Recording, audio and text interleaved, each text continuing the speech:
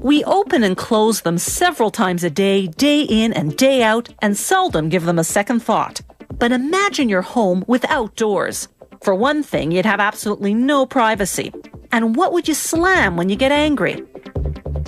The first factory makes the doors plywood facing. They start by loading logs into steaming basins for 3 days. This de-ices them in the winter and softens the wood fiber. Inside the factory, the steamed logs line up for the debarker, a machine that removes the bark.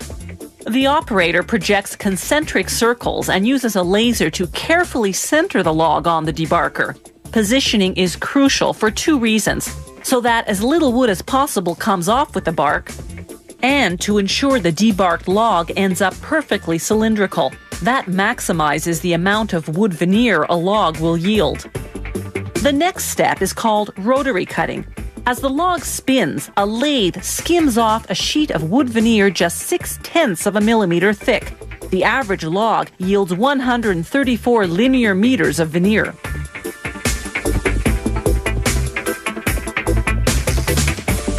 Next, they unroll the veneer and cut it into sheets. Then they stack the sheets by identical grain patterns. Using a laser to position the blade, they cut through the stack to take out visual defects. Then they glue the pieces together. To make veneer sheets for the front of the plywood door facing, the side that will show, they line up the wood's grain and other features in mirror image. For the back, the side that won't show, they assemble the defective parts they cut out earlier. They use 3 veneer sheets to make up the plywood door facing. They apply glue to both sides of one sheet, then sandwich it between 2 other sheets.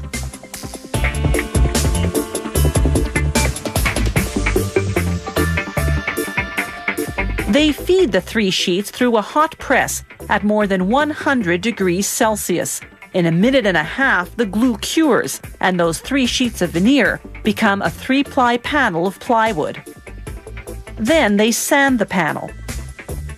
Plywood door facings can be made from more than 15 different species of wood, from birch and oak to maple and mahogany. At the second factory, they make the core of the door. They glue together strips of wood to form the middle, then frame them with pieces of white pine.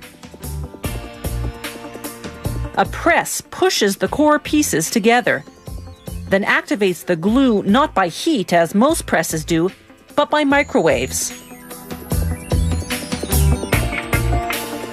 Next, they sand and calibrate the core.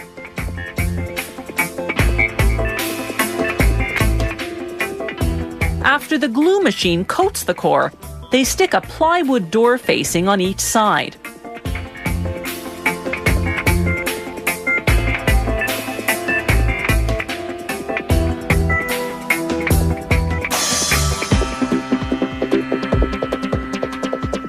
They stack a few doors at a time into a cold press for a half hour until the glue dries.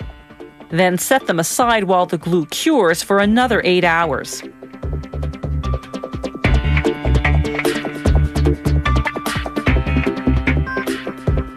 Next, they size the width and length to the final dimension, bevel the edges, and cut the exact height of the door. Then they inspect the door on both sides.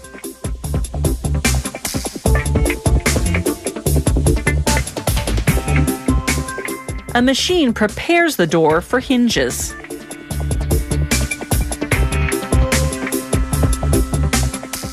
Then another machine cuts the hole for the knob.